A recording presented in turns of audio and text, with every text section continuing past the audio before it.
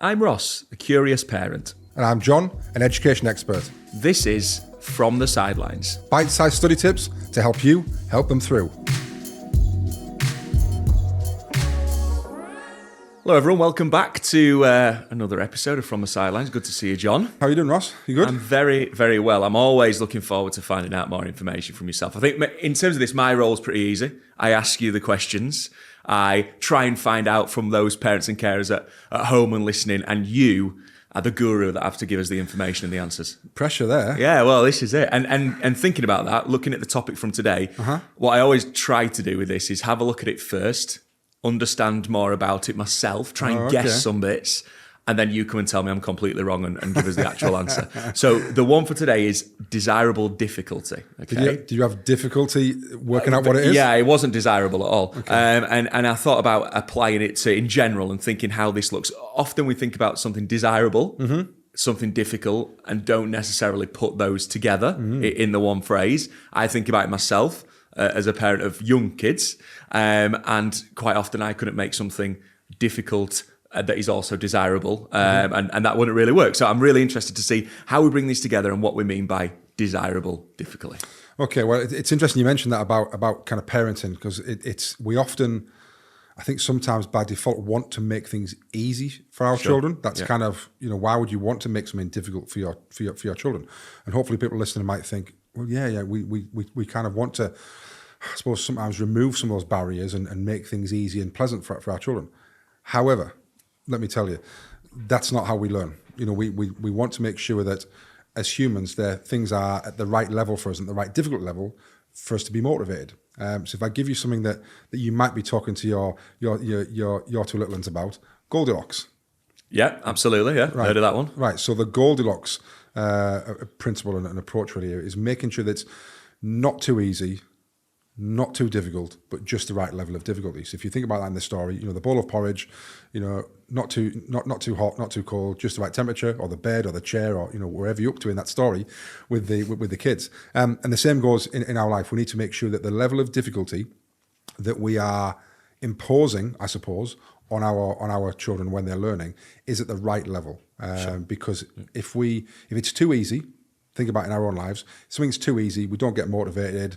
It's not really something you're working towards. It's too easy. You're not really bothered. You don't really learn because your brain's not having to do much work. Think about the other side of it. If it's way too difficult and it's too hard, we switch off. We become demotivated again, but for a different reason this time.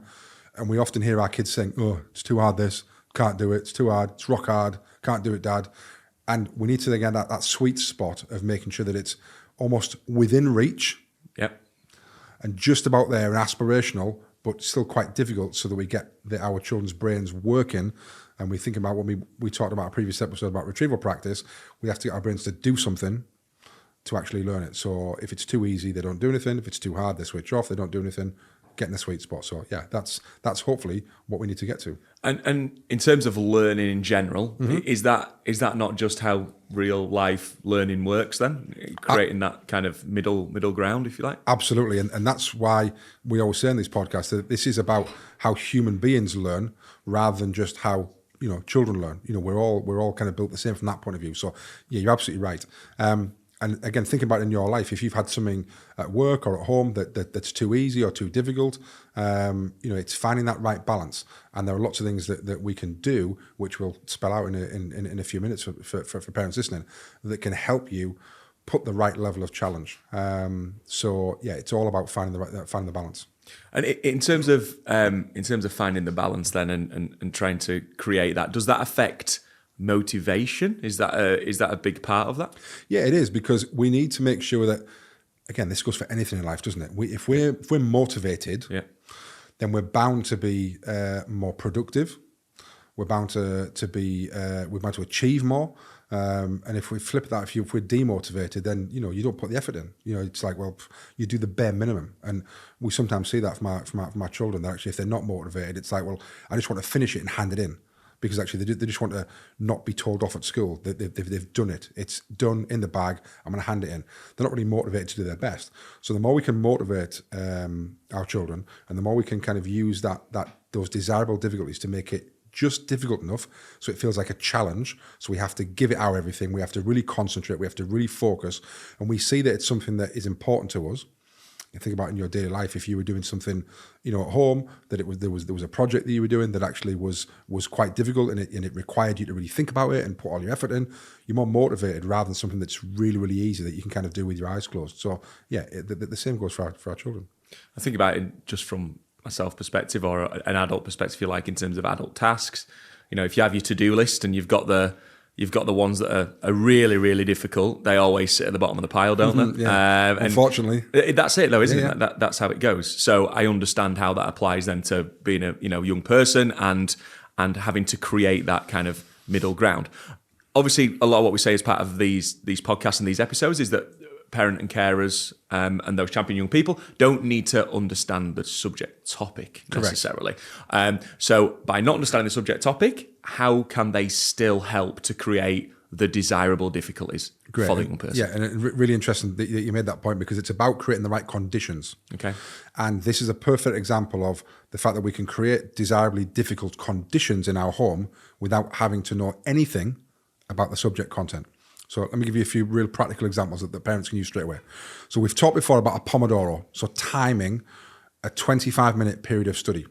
So you're going to time your child so that they have to do it in timed conditions, so that they might have to produce a brain dump, or we're going to do a look, cover, write check, or we're going to do some flashcard work, but we're going to time it so that you're imposing a challenge on your child, a little bit like it would be in an exam. So again, you're making it desirably difficult. You're not just saying you can have the rest of the afternoon to do this.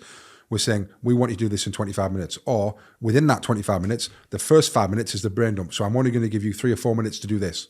So again, we're putting some strict times to make it more difficult. Secondly, things like removing distractions. So not giving them the easy out of, I'll just check my phone, or I'll just go to the toilet, but I can watch my TV at the same time, or I can lie in my bed. No, we're gonna almost impose, as awful to say, exam conditions, in the bedroom, because actually we've said this before, haven't we? We need to practice in the same conditions that we're going to perform in. And if that's an exam hall or a classroom in silence, then we need to remove some of those other things that make it feel like that. So remove the phone, 25 minutes, put a timer on, make sure it's quiet. Even things like if they're going to do a brain dump, make sure you've removed their study guide, out of the way, so that they actually can't check and cheat halfway through, and actually you are making it more difficult. So all of these things that we can do, irrespective of what content they're doing, they could be doing something on Romeo and Juliet, they could be doing something on geography, they could be, you could be doing something in your business, and I could be imposing those conditions on you without knowing anything about what you're going to study or revise, but I'm just making sure the conditions are challenging enough that I'm getting you to work hard, because I'm removing some of those easy options from you. So I might time you, might make it in silence, remove the notes, all that kind of stuff. So all of these things parents can do very easily without any kind of knowledge of the content whatsoever. And that's obviously one thing that we've mentioned throughout is a lot of these kind of techniques, sort of these hacks, if you like, are things that can be done at pretty much minimal cost. Yep, however, one of the things that we've mentioned for those that listen regularly, we are really pleased that we're supported by Collins in terms of helping with the actual whole project here, and they, I'm guessing, have materials and resources and things that could possibly help within this sphere as well. Absolutely. I mean, we've said it a few times in terms of the range of resources that they have in terms of revision guides, knowledge organisers, all those type of things, practice papers. And the practice papers are a really good idea, actually, because at the back of some of those guides, there are those kind of exam style questions that actually make it quite challenging. They make it difficult. And, again, if you're then imposing a time limit on that with some exam questions without the mobile phone in the room, you're starting to get there, aren't you? And hopefully, just by adding those things together, suddenly it becomes, you get to that kind of sweet spot where it's the perfect conditions that you've created at home without having to know anything about the subject content, which is ultimately what we want to provide for parents. So it's almost little bits, isn't it, coming together, as we've said all along, about making something desirably difficult is ultimately where we're heading. Yeah, and I think if I think about in a I come from a kind of sport and coaching background. If I think about it in that sphere, Olympic swimmers train with weights on their legs. So Yeah. they're making it desirably difficult for themselves in the training program. So that actually, when they're then kind of in the tank, in the Olympics, they haven't got those weights on. People who are training to in the army, run with bricks in rucksacks on their, all those, because they're making it desirably difficult for themselves. They're challenging themselves to push themselves through where they thought they could go and go even further. So again, all those experiences are all around us in our lives, and we know these things. None of those things are rocket science. It's just about applying real life examples in our home, because we know that's how learning works, that's how performance improves.